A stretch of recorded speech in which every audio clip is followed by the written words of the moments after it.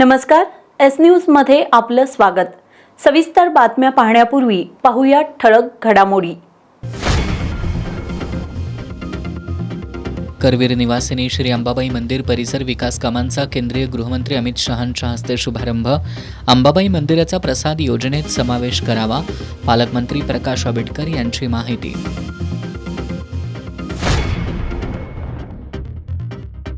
महाराष्ट्र एकीकरण समितीच्या कार्यकर्त्यांची केंद्रीय गृहमंत्री अमित शहांच्या सभेत घोषणाबाजी, सीमा प्रश्नाकडे वेधलं लक्ष। आता तरी नीट होईल का? फेर नीटबाबत विद्यार्थी आणि पालकांमध्ये धाकधूक। नागपूरच्या विद्यार्थ्याला थेट अबुधाबीतील परीक्षा केंद्राचे हॉल तिकीट मिळाल्यानं खळबळ।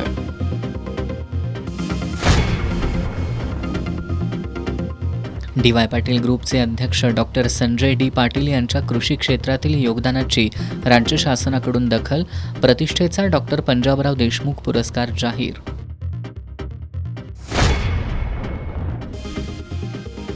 आणि व्हीआयपींचे दौरे सर्वसामान्यांना वेठीला धरणारे, केंद्रीय गृहमंत्री अमित शहांच्या दौऱ्यामुळे कोल्हापूरकर त्रासले।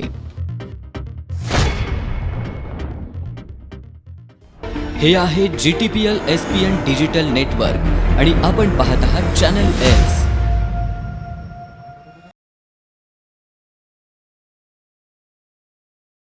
आता बातम्या पाहूयात विस्तारानं। करवीर निवासिनी श्री अंबाबाई देवस्थान परिसर विकास आराखड्याला 6 मे 2025 रोजी झालेल्या राज्य मंत्रिमंडळाच्या बैठकीत मान्यता देण्यात आली होती। या विकास आराखड्या अंतर्गत 1445.97 कोटी रुपयांच्या मंदिर जतन, संवर्धन आणि परिसर विकासाच्या विविध कामांच्या कोनशिलेचं आज केंद्रीय गृहमंत्री अमित शहा यांच्या हस्ते आणि मुख्यमंत्री देवेंद्र फडणवीस यांच्या उपस्थितीत अनावरण करून शुभारंभ करण्यात आला। राज्य मंत्रिमंडळाच्या 6 मे 2025 रोजी झालेल्या बैठकीत करवीर निवासिनी श्री अंबाबाई देवस्थान परिसर विकास आराखड्याला मान्यता देण्यात आली होती। या विकास आराखड्याअंतर्गत 1445.97 कोटी रुपयांच्या मंदिर जतन, संवर्धन आणि परिसर विकासाच्या विविध कामांचा आज केंद्रीय गृहमंत्री अमित शहा यांच्या हस्ते शुभारंभ केला जाणार होता। त्यानुसार आज सकाळी गृहमंत्री अमित शहा यांनी सपत्नीक श्री अंबाबाईचं दर्शन घेऊन विधिवत पूजा केली। त्यानंतर मंदिर परिसरातील रामाचा पारिथ श्रींच्या उत्सव मूर्तीचं पूजन करण्यात आलं। यावेळी मंत्री अमित शहा यांच्या हस्ते आणि मुख्यमंत्री देवेंद्र फडणवीस यांच्या उपस्थितीत नूतन प्रदक्षिणा मार्ग, मंदिर संवर्धनासह मुख्य मंदिर जतन आणि परिसर विकास कामांच्या कोनशिलेचं अनावरण करण्यात आलं। याप्रसंगी जिल्हाधिकारी डॉक्टर विजय राठोड यांनी मंदिर परिसरात उभारण्यात आलेल्या मंदिर आराखडा प्रदर्शनाची माहिती दिली। यावेळी उपमुख्यमंत्री एकनाथ शिंदे, पालकमंत्री प्रकाश आंबेडकर, उच्च आणि तंत्रशिक्षण मंत्री चंद्रकांत पाटील, वैद्यकीय शिक्षण मंत्री हसन मुश्रीफ, कोल्हापूरच्या सहपालकमंत्री माधुरी मिसाळ, महापौर रूपाराणी निकम यांच्यासह विविध खात्यांचे मंत्री, खासदार, आमदार, वरिष्ठ पोलीस अधिकारी, प्रशासनातील वरिष्ठ अधिकारी उपस्थित होते।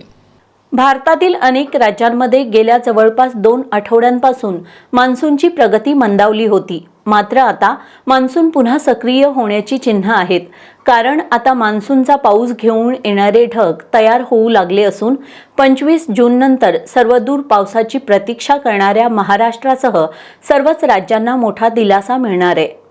मान्सूननं 8 जूनला राज्यात प्रवेश करत कोकणासह मध्य महाराष्ट्रातील काही भाग व्यापला। मात्र त्यानंतर पोषक स्थिती नसल्यानं मान्सूनची वाटचाल ठप्प झाली आहे। सध्या मान्सूनची सीमा हरणई, सोलापूर, हैदराबाद, भद्राचलम, रांची, मुझफ्फरपूर या भागात आहे। मान्सूननं व्यापलेल्या या भागातही पावसानं दडी मारली आहे। त्यामुळे राज्यात उन्हाचा चटका वाढलाय। पावसाअभावी खरीप हंगामावर यंदा मोठं संकट ओढवल्यानं शेतकरी वर्ग चिंतेत सापडलाय। मात्र आता रखडलेल्या मान्सूनच्या पुढील वाटचालीला पोषक वातावरण तयार असल्याचा अंदाज हवामान विभागानं वर्तवलाय। 25 जूननंतर मान्सून सक्रिय होऊन 1 जुलैपर्यंत संपूर्ण राज्यात मान्सून पोहोचण्याची शक्यता आहे। या काळात राज्याच्या काही भागात चांगल्या पावसाचीही शक्यता वर्तवण्यात आली आहे। हा देश म्हणजे धर्मशाळा नाही। येत्या काळात फक्त बंगालच नाही तर देशभरातील घुसखोरांना देशाबाहेर घालवणार असा इशारा केंद्रीय गृहमंत्री अमित शहा यांनी दिला।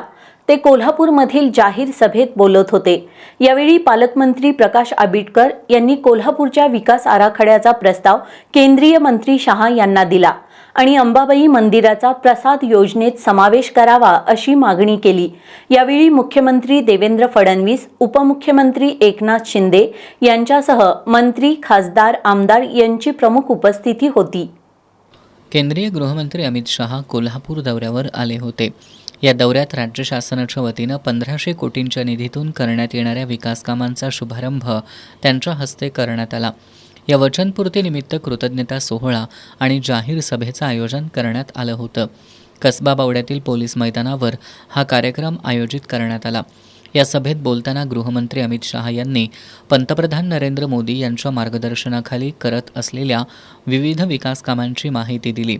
येत्या काळात फक्त बंगालच नाही तर देशभरातील घुसखोरांना देशाबाहेर घालवणार असा इशारा दिला. मैं आज विश्वास के साथ इस कोल्हापुर की पवित्र धरती से देश की जनता को कहकर जाता हूं, बंगाल की जनता ने हमें आशीर्वाद दिया है. बंगाल की जनता का ऋण नरेंद्र मोदी जी और भारतीय जनता पार्टी पर है. मैं विश्वास दिलाकर जाता हूं, न केवल बंगाल की सीमाओं से घुसपैठ बंद हो जाएगी, देश भर से एक एक घुसपैठिए को हम चुन चुन कर देश के बाहर निकालेंगे. कान खोल कर सुन लो, ये देश धर्मशाला नहीं है. यहां वही रहेगा जो ये देश में जन्मा है. मुख्यमंत्री देवेंद्र फडणवीस यांनी मंदिराच्या विकासातून सांस्कृतिक जागरण होत असून महाराष्ट्र शासनाच्या वतीनं पंढरपूर मंदिराच्या विकास कामांना सुद्धा यावर्षी सुरुवात केली जाईल अशी घोषणा केली. उपमुख्यमंत्री एकनाथ शिंदे यांनी महाराष्ट्राच्या सांस्कृतिक इतिहासात सुवर्ण अक्षरानं लिहिण्यासारखा हा क्षण असल्याचं सांगितलं. पालकमंत्री प्रकाश आंबेडकर यांनी श्री अंबाबाई मंदिराचा प्रसाद योजनेत समावेश व्हावा आणि कोल्हापूरच्या विकासाला अशीच साथ द्यावी अशी अपेक्षा व्यक्त केली. यावेळी वैद्यकीय शिक्षण मंत्री हसन मुश्रीफ, उच्च आणि तंत्र शिक्षण मंत्री चंद्रकांत पाटील, सार्वजनिक बांधकाम मंत्री शिवेंद्रराजे भोसले, ग्रामविकास मंत्री जयकुमार गोरे, सांस्कृतिक कार्य मंत्री आशिष शेलार, भाजपचे प्रदेशाध्यक्ष रवींद्र चव्हाण, खासदार धैर्यशील माने, आमदार विनय कोरे, राजेंद्र पाटील यड्रावकर, चंद्रदीप नरके, अशोकराव माने, शिवाजी पाटील, माजी खासदार संजय मंडलिक, महापौर रूपाराणी निकम, जिल्हा परिषद अध्यक्षा शिल्पा खोत, भाजपचे जिल्हाध्यक्ष विजय जाधव यांच्यासह लोकप्रतिनिधी, नागरिक उपस्थित होते. केंद्रीय गृहमंत्री अमित शहा यांच्या कोल्हापूरमधील जाहीर सभेत महाराष्ट्र एकीकरण समितीच्या कार्यकर्त्यांनी घोषणाबाजी करत सीमा प्रश्नाकडे त्यांचं लक्ष वेधण्याचा प्रयत्न केला. पोलिसांनी महाराष्ट्र एकीकरण समितीच्या पदाधिकारी आणि कार्यकर्त्यांना ताब्यात घेतलं. कोल्हापूर दौऱ्यावर आलेले केंद्रीय गृहमंत्री अमित शहा यांची आज पोलीस मैदानावर जाहीर सभा झाली. या सभेदरम्यान नामदार अमित शहांचे भाषण सुरू होताच महाराष्ट्र एकीकरण समितीच्या कार्यकर्त्यांनी उभं राहून जोरदार घोषणाबाजी करत सीमा प्रश्नाकडे त्यांचं लक्ष वेधलं. केंद्रीय गृहमंत्र्यांच्या सभेत अचानक घडलेल्या या प्रकारामुळं पोलिसांची चांगलीच तारांबळ उडाली. यावेळी काही काळ गोंधळाची परिस्थिती निर्माण झाली. आज सकाळीच एकीकरण समितीनं उपमुख्यमंत्री एकनाथ शिंदे यांची भेट घेऊन त्यांना निवेदन दिलं होतं. त्यावेळी उपमुख्यमंत्री शिंदेंनी समिती पदाधिकाऱ्यांना नामदार अमित शहा यांची भेट घडवून आणू असं आश्वासन दिलं होतं. मात्र ही भेट न झाल्यानं घोषणाबाजी करण्यात आल्याची शक्यता वर्तवली जातेय. या घोषणाबाजीनंतर पोलिसांनी समितीचे पदाधिकारी आणि कार्यकर्त्यांना ताब्यात घेतलं. रात्री उशिरापर्यंत या कार्यकर्त्यांना सोडण्यात आलं नव्हतं. पेपर फुटीमुळे 3 मे रोजीची नीट आता उद्या 21 जूनला पुन्हा घेण्यात येतेय. या फेरपरीक्षेमुळे देशभरातील लाखो विद्यार्थी आणि पालकांना मनस्ताप सहन करावा लागला. आता यावेळी तरी परीक्षा नीट व्हावी अशी अपेक्षा व्यक्त होत असतानाच नागपूरमधील एका विद्यार्थ्याच्या हॉल तिकिटावर अबुधाबीच्या परीक्षा केंद्राचा उल्लेख करण्यात आल्याचं निदर्शनाला आल्यामुळे NTA मधील गोंधळ उघडकीला आला. वैद्यकीय अभ्यासक्रमांना प्रवेश घेऊन या क्षेत्रात करिअर करू पाहणाऱ्या तब्बल 22.5 लाख विद्यार्थ्यांना नॅशनल टेस्टिंग एजन्सी या वैद्यकीय अभ्यासक्रमासाठीची नीट ही प्रवेश प्रक्रिया घेणाऱ्या यंत्रणेतल्या गोंधळामुळं मनस्ताप सहन करावा लागतोय. 3 मे रोजी होणाऱ्या नीटचे पेपर फुटले आणि ही परीक्षा रद्द करावी लागली. यामुळं देशभरातील ही परीक्षा देणारे विद्यार्थी आणि त्यांच्या पालकांमध्ये अस्वस्थता पसरली. काही विद्यार्थ्यांनी नैराश्यातून आत्महत्या केल्यात. देशभरातून केंद्रीय शिक्षण मंत्री धर्मेंद्र प्रधान यांच्या राजीनाम्याची मागणी होऊ लागली. परंतु याकडे दुर्लक्ष करत नीटची फेरपरीक्षा घेताना परीक्षा केंद्रांवर पेपर पोहोचवण्यासाठी लष्कराची मदत घेणं, परीक्षेच्या पार्श्वभूमीवर टेलिग्रामसारखं मेसेजिंग ॲप देशभरात बंद ठेवणं यासारखे हास्यास्पद निर्णय घेतलेत. यापूर्वीचा अनुभव पाहता फेरपरीक्षा सुरळीत व्हावी यासाठी कडक उपाययोजना राबवण्यात आल्याचं सांगितलं जात असलं तरी परीक्षेपूर्वी NTA एक महागोंधळ उघडकीला आलाय. नागपूरमधील अब्दुल्ला तालिब या विद्यार्थ्याला NTAनं जारी केलेल्या हॉल तिकिटावर परीक्षा केंद्राचा पत्ता चक्क अबुधाबीमधला छापण्यात आलाय. 14 जूनला ही चूक लक्षात आल्यानंतर या विद्यार्थ्यानं NTAकडे तक्रार केली, पण काल सायंकाळपर्यंत त्यामध्ये सुधारणा झाली नसल्याचं निदर्शनाला आल्यानंतर अब्दुल्ला आणि त्याच्या कुटुंबियांची चिंता वाढली होती. हा प्रकार समाज माध्यमांसह माध्यमांमधून लोकांसमोर आल्यानंतर लोकसभेतील विरोधी पक्षनेते खासदार राहुल गांधी यांच्यासह विरोधी पक्षातील अनेक नेत्यांनी NTA, शिक्षणमंत्री धर्मेंद्र प्रधान तसंच केंद्र सरकारवर टीकेची झोड उठवल्यानंतर NTAला जाग आली आणि NTAनं अब्दुल्ला याला नागपूरमधील केंद्रावर परीक्षा देता येईल अशी व्यवस्था केल्याचं जाहीर केलं. ज्या विद्यार्थ्यानं नागपूर, भंडारा आणि वर्धा या ठिकाणच्या परीक्षा केंद्रांचा पर्याय दिला होता त्याच्या हॉल तिकिटावर थेट अबुधाबीमधील परीक्षा केंद्राचा पत्ता छापत NTAनं घातलेला हा गोंधळ तांत्रिक असला तरी इतक्या संवेदनशील परीक्षेच्या व्यवस्थेत असे गोंधळ होतातच कसे असा प्रश्न उपस्थित होऊ लागलाय. काल शुक्रवारी प्रधानमंत्री विकसित भारत योजनेअंतर्गत देशव्यापी लाभ वाटप कार्यक्रमाचा भाग म्हणून क्षेत्रीय भविष्य निर्वाह निधी कार्यालयाकडून प्रादेशिक मेळावा आयोजित करण्यात आला होता. या मेळाव्यात एका व्यक्तीनं EPS 95 योजनेचं काय झालं असा सवाल करताच खासदार धनंजय महाडिक संतापले. पण याच प्रश्नावर खासदार शाहू महाराजांनी संबंधितांची बाजू समजून घेत उत्तर दिलं. यावर सामान्यांच्या प्रश्नावर खासदार महाडिकांना एवढा राग का आला अशी चर्चा कार्यक्रमाच्या ठिकाणी झाली. शुक्रवारी पंतप्रधान नरेंद्र मोदी यांच्या हस्ते देशभरातील प्रधानमंत्री विकसित भारत योजनेअंतर्गत पात्र कर्मचाऱ्यांना प्रोत्साहनपर लाभ वाटप करण्यात आला.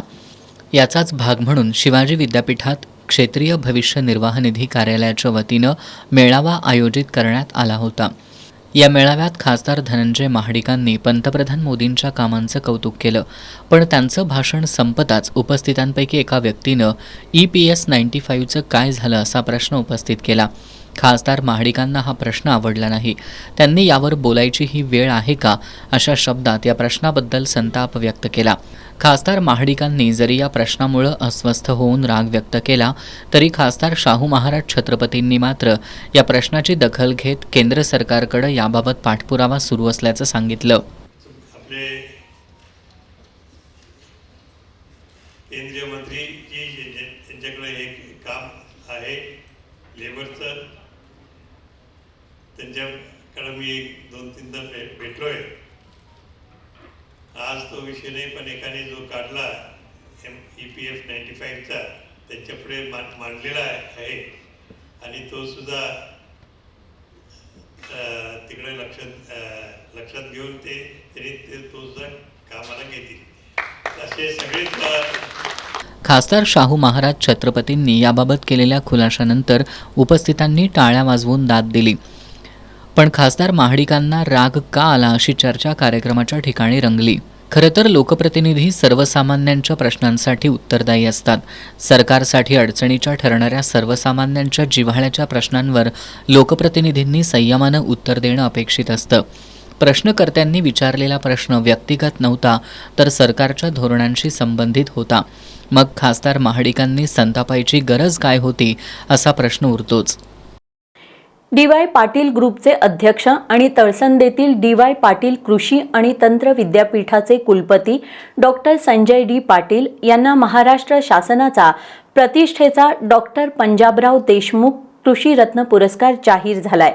कृषी विकासासाठी मोलाचं योगदान देणाऱ्या व्यक्तींना दिला जाणारा हा सर्वोच्च सन्मान मानला जातो. हातकणंगले तालुक्यातील तळसंदे इथल्या डी.वाय. पाटील कृषी आणि तंत्र विद्यापीठाचे कुलपती डॉक्टर संजय डी. पाटील यांनी आधुनिक शेती, फलोत्पादन, पर्यावरण संवर्धन, शेतकरी मार्गदर्शन, कृषी उद्योजकता आणि ग्रामीण विकास यांचा प्रभावी संगम घडवून अनेक अभिनव उपक्रम राबवलेत. तळसंदेच्या फोंड्या माळावर त्यांनी वनराई फुलवली आहे. या ठिकाणी त्यांचे शेतीविषयक प्रयोग सातत्याने सुरू असतात. शेतकऱ्यांना आधुनिक तंत्रज्ञान, वैज्ञानिक शेती पद्धती, उत्पादन वाढ आणि मूल्यवर्धन याबाबत मार्गदर्शन करून त्यांनी कृषी क्षेत्राच्या विकासात महत्त्वपूर्ण योगदान दिले. कृषी विज्ञान केंद्राच्या माध्यमातून शेतकऱ्यांपर्यंत नवनवीन तंत्रज्ञानाची माहिती पोहोचवण्याचं कामही डॉक्टर पाटील यांनी केले. त्यांच्या या कार्याची दखल घेऊन महाराष्ट्र शासनाच्या वतीनं त्यांना 2023 सालचा डॉक्टर पंजाबराव देशमुख कृषी रत्न पुरस्कार जाहीर करण्यात आला आहे. Doctor Sanjay D. पाटील यांना कृषी क्षेत्रातील योगदानाबद्दल 1991मध्ये महाराष्ट्र शासनाचा वनश्री, 1993मध्ये भारत सरकारचा इंदिरा प्रियदर्शनी वृक्षमित्र, 2001मध्ये कृषी आणि ग्रामीण विकासातील योगदानाबद्दल वसंतराव नाईक, कोल्हापूर जिल्हा परिषदेचा बळीराजा पुरस्कार यासारख्या पुरस्कारांनी सन्मानित करण्यात आले. खरं तर व्यवस्था सर्वसामान्यांच्या हितासाठी असते, पण व्यवस्थेच्या सोयीसाठी सर्वसामान्यांनाच वारंवार त्रासाला सामोरं जावं लागत असल्याचा प्रत्यय अनेकदा येतो. केंद्रीय गृहमंत्री अमित शहा यांचा कोल्हापूर दौरा सुद्धा याला अपवाद नव्हता. केंद्रीय गृहमंत्री अमित शहा, मुख्यमंत्री देवेंद्र फडणवीस, उपमुख्यमंत्री एकनाथ शिंदे हे आज कोल्हापूर दौऱ्यावर आले होते. या मंत्र्यांसह अन्य मंत्री आणि लोकप्रतिनिधी आज सकाळी श्री अंबाबाई देवीच्या दर्शनासाठी आणि मंदिर विकास आराखड्याअंतर्गत करण्यात येणाऱ्या विविध विकास कामांच्या शुभारंभासाठी मंदिरात आल्यामुळं जवळपास 4 तास अंबाबाई मंदिर भाविकांना दर्शनासाठी बंद ठेवण्यात आलं होतं. त्यामुळं पर जिल्ह्यातून आणि पर राज्यातून देवीच्या दर्शनासाठी आलेल्या भाविकांना ताटकळत उभं राहावं लागलं. मंत्र्यांच्या दौऱ्यामुळं शहरातील अनेक मार्गांवरील वाहतूक बंद करण्यात आली होती. त्यामुळं कामानिमित्त घराबाहेर पडलेल्या लोकांना वाटेत उभं राहावं लागलं. शहरातील काही मार्ग वाहतुकीसाठी बंद राहिल्यामुळं अनेक वाहनं ठिकठिकाणी बराच वेळ थांबून राहिली. शिवाय अंबाबाई मंदिर परिसरातील सर्व मार्ग वाहतुकीकरता बंद केल्यानं खरेदीसाठी महाद्वार रोडला आलेल्या लोकांना नाहक त्रास झाला. बहुतांश ठिकाणी KMT बससेवा दुपारपर्यंत बंद होती. त्यामुळे नोकरदार, विद्यार्थी यांच्यासह सर्वसामान्यांची गैरसोय झाली. आज दुपारपर्यंत कोल्हापूर शहरात सर्व वाहतुकीचा अक्षरशः फज्जा उडाला होता. अनेक मार्ग बंद ठेवल्यामुळं आणि वाहतूक रोखल्यानं ठिकठिकाणी वाहनांच्या रांगा लागल्या होत्या. पर जिल्ह्यातून तसंच पर राज्यातून दर्शनासाठी आणि पर्यटनासाठी कोल्हापुरात आलेल्या लोकांना देखील ठिकठिकाणी झाडाखाली आणि दुकानांच्या पायऱ्यांवर बराच काळ ताटकळत बसावं लागलं. सायंकाळनंतर परिस्थिती हळूहळू पूर्वपदावर आली. नॅशनल टेस्टिंग एजन्सीतर्फे घेण्यात येणारी नीटची फेरपरीक्षा 21 जून रोजी होतीये. कोल्हापूरमधील 12 केंद्रांवर 6,500 विद्यार्थी ही परीक्षा देणार आहेत. यापूर्वी झालेल्या प्रश्नपत्रिका फुटीच्या पार्श्वभूमीवर यावेळी आवश्यक ती सर्व खबरदारी घेण्यात आली आहे. परीक्षेची संपूर्ण तयारी झाली असून परीक्षा केंद्रांवर कडेकोट सुरक्षा व्यवस्था ठेवण्यात आली आहे. नीट परीक्षा पेपर फुटीनंतर घेण्यात येणारी फेर नीट परीक्षा उद्या 21 जूनला होतीये. यापूर्वी झालेल्या प्रश्नपत्रिका फुटीच्या पार्श्वभूमीवर यावेळी प्रश्नपत्रिकांच्या वाहतूक, साठवणूक आणि वितरण प्रक्रियेवर विशेष लक्ष ठेवण्यात आले. या प्रश्नपत्रिका पोलीस बंदोबस्तात सुरक्षित कस्टडीमध्ये ठेवण्यात आल्यात. परीक्षा सुरू होण्यापूर्वी नियमाप्रमाणे संबंधित केंद्रांवर प्रश्नपत्रिका पोहोचवण्यात येणार आहेत. कोल्हापूर जिल्ह्यात जवळपास 6,500 विद्यार्थ्यांनी या परीक्षेसाठी नोंदणी केली आहे. यासाठी एकूण 12 परीक्षा केंद्र निश्चित करण्यात आली असून यामध्ये शासकीय तंत्रनिकेतन, कमला कॉलेज, विवेकानंद महाविद्यालय, new model English school, Poddar international school, new institute of technology, cyber college, KIT college, doctor DY Patil agriculture and technical university Talsande यासह अन्य केंद्रांचा समावेश आहे. सर्व केंद्रांवर बैठक व्यवस्थेची माहिती तसंच सूचना फलक लावण्यात आलेत. या परीक्षेची संपूर्ण तयारी झाली असून परीक्षा केंद्रांवर कडेकोट सुरक्षा व्यवस्था ठेवण्यात आली आहे. प्रधानमंत्री विकसित भारत योजनेअंतर्गत प्रोत्साहनात्मक लाभ वितरण कार्यक्रमात पंतप्रधान नरेंद्र मोदी यांच्या हस्ते देशभरातील 15 लाख लाभार्थ्यांना 2,400 कोटी रुपयांची रक्कम वितरित करण्यात आली. या कार्यक्रमाचा भाग म्हणून भविष्य निर्वाह निधी कार्यालयाच्या वतीनं शिवाजी विद्यापीठात प्रादेशिक मेळाव्याचं आयोजन करण्यात आलं होतं. या मेळाव्यात उपस्थित खासदार शाहू महाराज छत्रपती, शिवाजी विद्यापीठाचे कुलगुरू डॉक्टर R.K. कामत, प्रादेशिक भविष्य निर्वाह निधी कार्यालयाचे आयुक्त मनीष कुमार होल्डानी, प्रादेशिक भविष्य निर्वाह निधी आयुक्त उमेश बोरकर आदी मान्यवरांच्या हस्ते GTPL SPN डिजिटलसह विविध आस्थापनांकडील कर्मचाऱ्यांना लाभ वितरित करण्यात आला. 2 वर्षात देशभरात 3.5 कोटी लोकांना रोजगार देण्याच्या उद्देशानं 1 ऑगस्ट 2025 रोजी केंद्र सरकारनं 99,446 कोटी रुपये खर्चाची प्रधानमंत्री विकसित भारत योजना सुरू केली आहे. या योजनेअंतर्गत प्रथम नोकरी मिळालेल्या कर्मचाऱ्यांना 15,000 रुपयांची रक्कम 2 टप्प्यात, तर त्यांची नियुक्ती करणाऱ्या उत्पादन क्षेत्रातील आस्थापनांना अतिरिक्त रोजगार निर्माण केल्याबद्दल प्रत्येक नवीन कर्मचाऱ्यामागं दरमहा 3,000 रुपये 4 वर्षांसाठी, तर अन्य क्षेत्रातील आस्थापनांना 2 वर्षांसाठी प्रोत्साहनपर लाभ देण्यात येतो. काल शुक्रवारी नवी दिल्लीतील विज्ञान भवनात पंतप्रधान नरेंद्र मोदी, केंद्रीय कामगार मंत्री डॉक्टर मनसुख मांडवीय, राज्यमंत्री शोभा करंदलाजे यांच्या उपस्थितीत 15 लाखांहून अधिक लाभार्थ्यांना 2,400 कोटी रुपयांचा लाभ DBT पद्धतीनं वितरित करण्यात आला. या निमित्तानं देशभरात 200 ठिकाणी प्रादेशिक मेळावे आयोजित करण्यात आले होते. कोल्हापुरातील प्रादेशिक भविष्य निर्वाह निधी कार्यालयाच्या वतीनं शिवाजी विद्यापीठात मेळावा आयोजित करण्यात आला होता. या मेळाव्याला खासदार शाहू महाराज छत्रपती, कुलगुरू डॉक्टर R.K. कामत, क्षेत्रीय भविष्य निर्वाह निधी कार्यालय कोल्हापूरचे आयुक्त क्रमांक 1 मनीष कुमार हल्दोनी, क्षेत्रीय भविष्य निर्वाह निधी कार्यालय कोल्हापूरचे सह आयुक्त उमेश बोरकर आदी मान्यवरांची प्रमुख उपस्थिती होती. या लाभ वितरणाच्या निमित्तानं नवनियुक्त कर्मचारी आणि आस्थापनांच्या प्रतिनिधींशी संवाद साधताना पंतप्रधान नरेंद्र मोदी यांनी या योजनेमुळं देशातील रोजगार निर्मितीला गती देण्याबरोबरच कर्मचाऱ्यांना रोजगार संधी उपलब्ध करून देण्यासह कर्मचाऱ्यांना सन्मान आणि सामाजिक संरक्षण देण्याचा या योजनेचा हेतू असल्याचं सांगितलं. कोल्हापुरातील मेळाव्यात क्षेत्रीय भविष्य निर्वाह निधी कार्यालयाअंतर्गत GTPL SPN डिजिटल नेटवर्कसह विविध आस्थापनांकडील कर्मचाऱ्यांना नियुक्तीपत्रांसह लाभांचं वितरण करण्यात आलं. खासदार शाहू महाराज छत्रपती यांनी ही योजना कर्मचाऱ्यांना सन्मान मिळवून देण्यासह उद्योग व्यवसायांच्या विकासासाठी लाभदायक ठरत असल्याचं सांगितलं. कुलगुरू डॉक्टर राजनीश कामत यांनी ही योजना पंतप्रधान मोदींच्या 2047ला विकसित भारताचं स्वप्न साकारण्यासाठी मोठं योगदान देणारी असल्याचं सांगितलं. कोल्हापूर क्षेत्रीय भविष्य निर्वाह निधी कार्यालयाचे आयुक्त मनीष कुमार हल्दोनी यांनी कोल्हापूर कार्यालयाअंतर्गत ही योजना प्रभावीपणे राबवण्यात येत असून या योजनेसाठी 4,000 आस्थापनांनी नोंदणी केली असून त्यापैकी 1,200 आस्थापना लाभासाठी पात्र ठरल्या असल्याचं सांगितलं. यावेळी आस्थापनांचे प्रतिनिधी आणि कर्मचाऱ्यांनी योजनेबद्दल समाधान व्यक्त केलं. कोल्हापुरातील मेळाव्याला सुमारे 180 लाभार्थी, आस्थापनांचे प्रतिनिधी, शासनाच्या विविध विभागांचे अधिकारी, ESICचे अधिकारी, कामगार आयुक्त कार्यालयाचे अधिकारी तसंच भविष्य निर्वाह निधी कार्यालयाचे अधिकारी, कर्मचारी उपस्थित होते. आता जाणून घेऊयात महत्त्वाच्या घडामोडी संक्षिप्त स्वरूपात. फास्ट न्यूजचे प्रायोजक गोकुळ. आ आ आई येस ब ब बदक क क कणीदार. ख ख खमंग ग ग गोकुळ.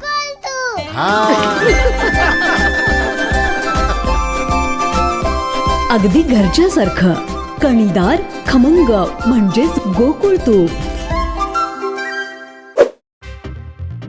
पोर्शे अपघात प्रकरणात विशाल अग्रवाल पुन्हा अडचणीत, जामीन रद्द करण्यासाठी पोलिसांची तयारी. पवनराजे निंबाळकर हत्याकांडाचा 20 वर्षांनंतर अंतिम निकाल, पुराव्याअभावी माजी मंत्री पद्मसिंह पाटलांसह सर्व आरोपींची निर्दोष मुक्तता. आमदार खासदार 50-100 कोटींना विकले जात आहेत, राज्याची वीज अदानींच्या खिशात घालण्याचा डाव, राज ठाकरेंचा घणाघात. परभणीतल्या मानवत तालुक्यातील यशवाडीच्या हनुमान मंदिरात मोठी दुर्घटना, सभामंडपाचं बांधकाम कोसळलं, 7 भाविकांचा मृत्यू, अनेक भाविक जखमी. नीट परीक्षेच्या पार्श्वभूमीवर बेस्ट शासनाचा महत्त्वाचा निर्णय, संप कर्मचाऱ्यांना मेस्माची नोटीस.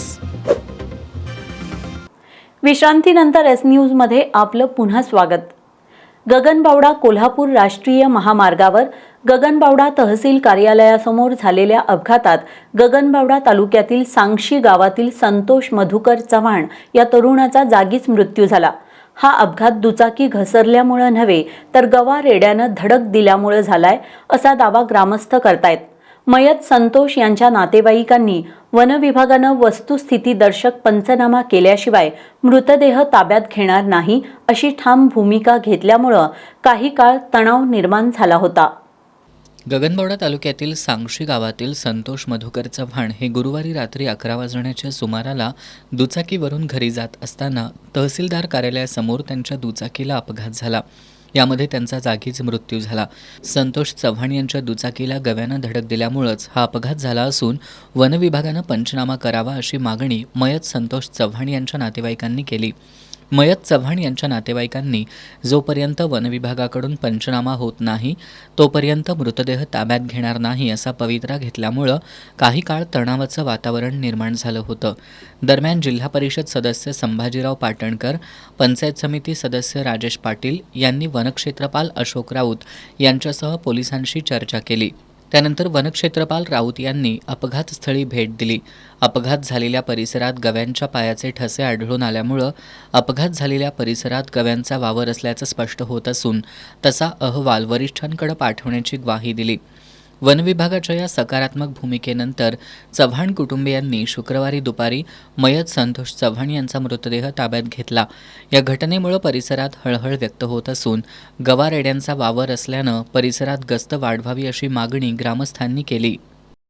राज्य सरकारी कर्मचारी मध्यवर्ती संघटनेच्या कोल्हापूर शाखेचे सरचिटणीस अनिल लवेकर यांच्या अमृत महोत्सवी वाढदिवसानिमित्त कोल्हापुरात रक्तदान शिबिर आयोजित करण्यात आलं होतं. छत्रपती प्रमिला राजे रुग्णालयात आयोजित या शिबिरात 40हून अधिक रक्तदात्यांनी सहभाग घेतला होता. राज्य सरकारी कर्मचारी मध्यवर्ती संघटनेच्या कोल्हापूर शाखेचे सरचिटणीस अनिल लवेकर यांच्या अमृत महोत्सवी वाढदिवसानिमित्त रक्तदान शिबिर आयोजित करण्यात आलं होतं. छत्रपती प्रमिलाराजे रुग्णालयात हे शिबिर घेण्यात आलं. या शिबिरात 40हून अधिक रक्तदात्यांनी सहभाग घेतला. शिबिरात सहभागी रक्तदात्यांना प्रमाणपत्र देण्यात आली.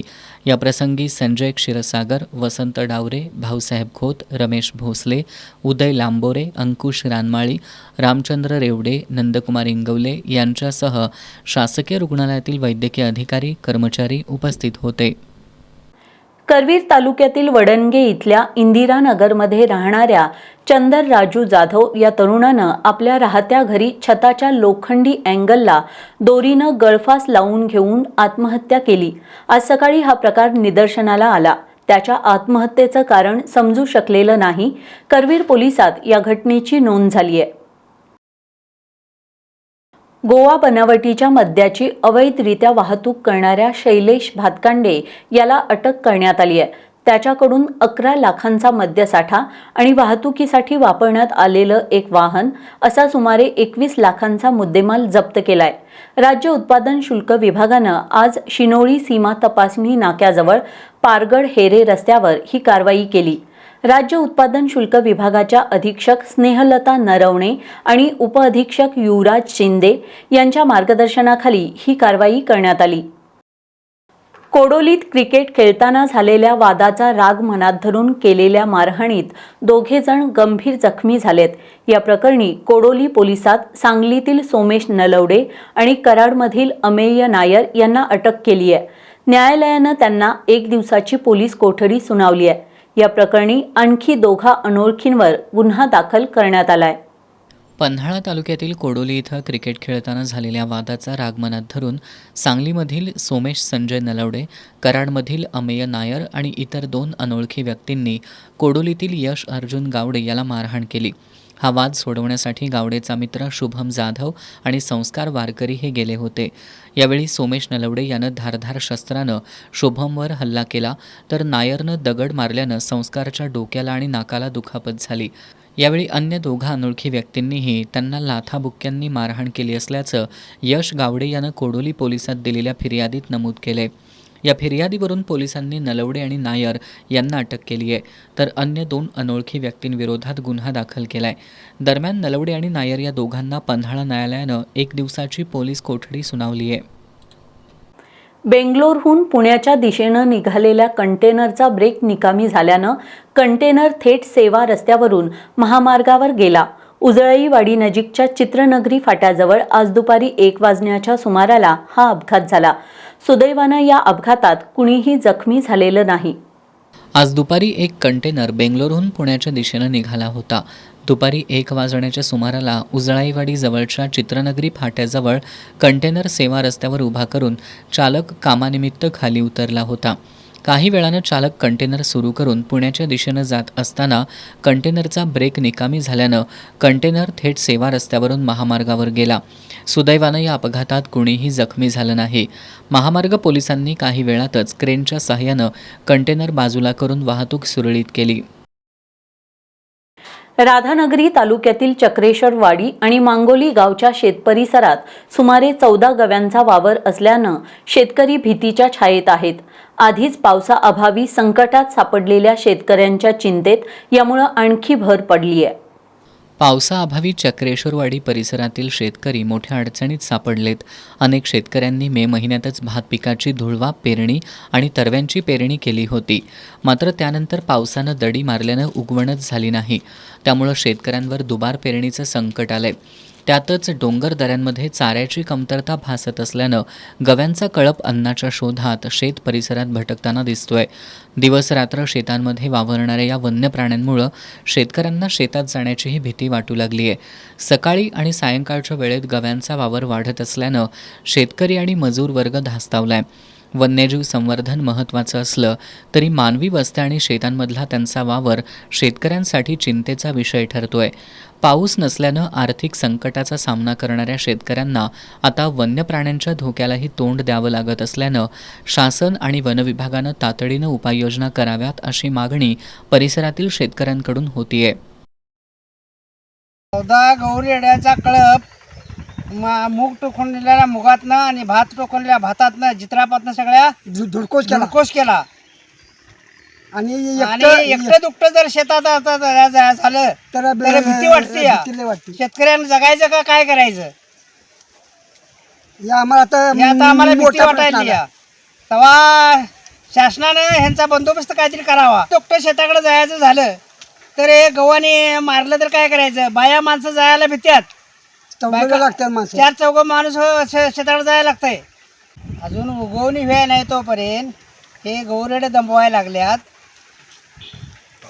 पाऊस नाही, पाणी नाही, काय नाही आणि आसमाने दुश्मने आमच्यावर कष्ट आलंय. पाऊस नाही, भाताची उगवण नाही आणि आता गव्यांचा धुमाकूळ अशा या संकटानं शेतकरी हतबल झाला असून शासन आणि वनविभागानं यावर उपाययोजना करणं गरजेचं आहे. फिफा विश्वचषक फुटबॉल स्पर्धा चांगलीच रंगत चालली आहे. याबरोबरच फुटबॉल वेड्या कोल्हापूरकरांमध्ये सुद्धा चांगलीच चुरस निर्माण झाली आहे. आवडत्या खेळाडूंच्या पोस्टरसह पेठापेठांमध्ये सणासुदीसारखी सजावट करण्यात आली आहे. तर हीच टीम जिंकणार असे दावेसुद्धा चाहते करू लागलेत. त्यामुळे सध्या संपूर्ण कोल्हापूर शहर फुटबॉलमय झालंय. फिफामध्ये सहभागी प्रसिद्ध फुटबॉलपटूंचे फलक, सहभागी देशांचे झेंडे हे सगळं वातावरण बघितल्यावर तुम्ही फुटबॉलचं आयोजन करणाऱ्या अमेरिका, मेक्सिको, कॅनडा या देशांमध्ये असल्याचा भास तुम्हाला होईल. पण ही दृश्य आहेत कोल्हापूरकरांनी व्यक्त केलेल्या फुटबॉल प्रेमाची. कुस्ती पंढरी कोल्हापुरात राजाश्रय मिळाल्यामुळं फुटबॉलसुद्धा लोकप्रिय झाला. भारतीयांचं क्रिकेट प्रेम सर्वश्रुत आहे. क्रिकेटवर प्रेम करण्यात कोल्हापूरकर सुद्धा मागं नाहीत. पण त्यांच्या हृदयात फुटबॉलसाठी एक हळवा कोपरा आहेच. म्हणूनच स्थानिक स्पर्धांवेळी असते तशीच ईर्षा कोल्हापूरच्या फुटबॉलप्रेमींमध्ये विश्वचषक फुटबॉल स्पर्धेवेळी दिसून येते. यंदाची फिफा विश्वचषक स्पर्धासुद्धा त्याला अपवाद नाही. ही स्पर्धा सातासमुद्रापार अमेरिकेसह मेक्सिको आणि कॅनडामध्ये होत असली तरी या आयोजक देशांसारखाच उत्साह कोल्हापुरात बघायला मिळतोय. कोल्हापूरला फक्त कुस्तीची पंढरीच नाही तर the soccer city of Maharashtra पण बोलतात. कोल्हापूरकरांसाठी फुटबॉल हे फक्त इमोशन नसून तर ते जनरेशन टू जनरेशन पास झालेले कल्चर आहे. आणि एंटरटेनमेंट फक्त म्हणू नाही शकत, पण कोल्हापूरकरांसाठी ते एक इन्स्पिरेशन आहे. फिफा वर्ल्ड कप चालू झालाच की कोल्हापूरमध्ये प्रत्येक गल्लीत तुम्हाला नेमार, रोनाल्डो, मेस्सी यांचे अनेक कटआउट्स आणि फ्लॅग हे लावलेले दिसतात. आणि म्हणूनच आपण म्हणतो की क्रिकेट वेड्या देशात, फुटबॉल वेडे कोल्हापूर. चॅलेंज ग्रुप, गुलाब गल्ली आम्ही दर वर्ल्ड कपला काही ना काहीतरी करत असतोय. आणि ही फुटबॉल म्हणजे एक संकल्पना नसून ही एक भावना आहे. तर ही भावना ही सगळ्यांना एकत्र आणते. ही कुठल्याही टीमला, तरी आपली इंडिया नसून आपले समर्थक वेगवेगळ्या टीमला हे प्रोत्साहन करतायत, सपोर्ट करतायत. आता असं वाटायलं की कोल्हापुरात वर्ल्ड कप चालू आहे की काय, अशी एक स्थिती चालू झाली आहे. विश्वचषक स्पर्धा सुरू झाल्यापासूनच अनेक मंडळांनी आपापल्या आवडत्या खेळाडूंचे मोठमोठी पोस्टर्स लावत त्यांच्याबद्दलचं प्रेम व्यक्त केले. केंद्रीय गृहमंत्री अमित शहा यांच्या स्वागतासाठी लागलेल्या पोस्टरपेक्षा कितीतरी पटीनं अधिक पोस्टरनी कोल्हापूर शहर व्यापून गेले. फिफामध्ये सहभागी संघांच्या यशापयशाचे अंदाज बांधणारे कोल्हापूरकर त्याची सबळ कारणंसुद्धा देत असतात. त्यांचं हे विश्लेषण जगभरातल्या फुटबॉल समीक्षकांना फिकं पाडणारं असतं. आम्ही दरवर्षी अशी सजावट करतोय. यावेळी फिफा वर्ल्ड कपमध्ये मेसी, रोनाल्डो आणि नेमार यांचा शेवटचा वर्ल्ड कप असल्यामुळं भरपूर मोठी चोरस आहे.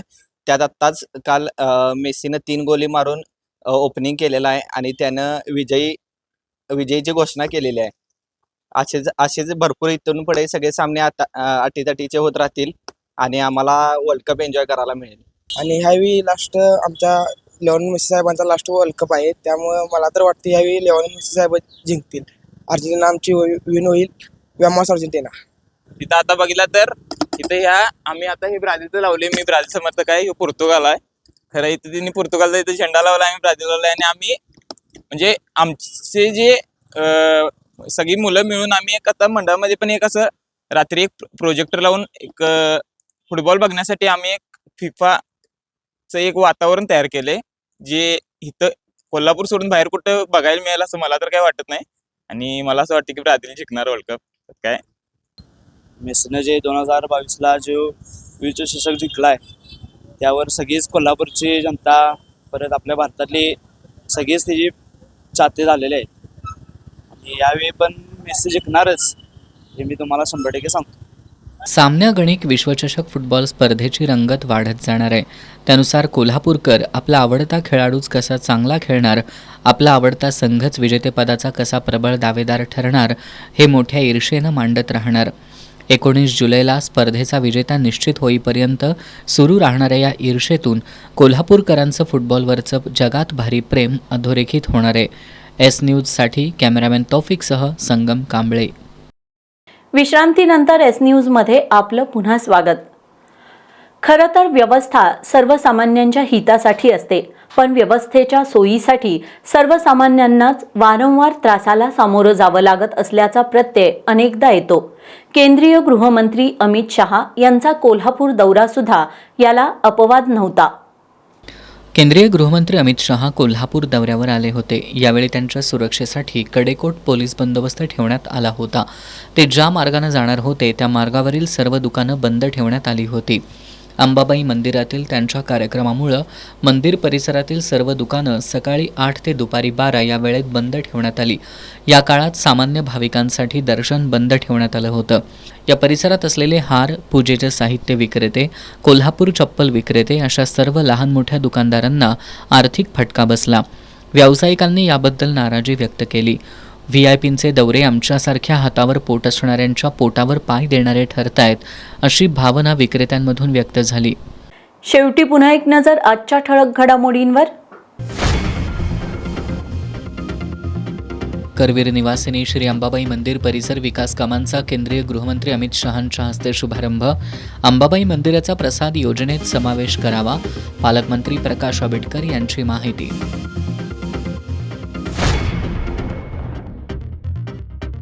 महाराष्ट्र एकीकरण समितीच्या कार्यकर्त्यांची केंद्रीय गृहमंत्री अमित शहांच्या सभेत घोषणाबाजी. सीमा प्रश्नाकडे वेधलं लक्ष. आता तरी नीट होईल का? फेर नीटबाबत विद्यार्थी आणि पालकांमध्ये धाकधूक. नागपूरच्या विद्यार्थ्याला थेट अबुधाबीतील परीक्षा केंद्राचं हॉल तिकीट मिळाल्यानं खळबळ.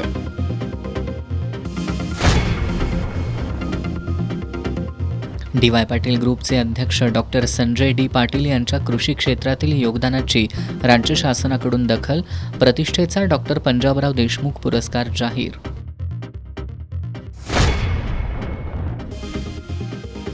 आणि VIPंचे दौरे सर्वसामान्यांना वेठीला धरणारे, केंद्रीय गृहमंत्री अमित शहांच्या दौऱ्यामुळं कोल्हापूरकर त्रासले. याबरोबरच आजचं बातमीपत्र संपलं. नमस्कार.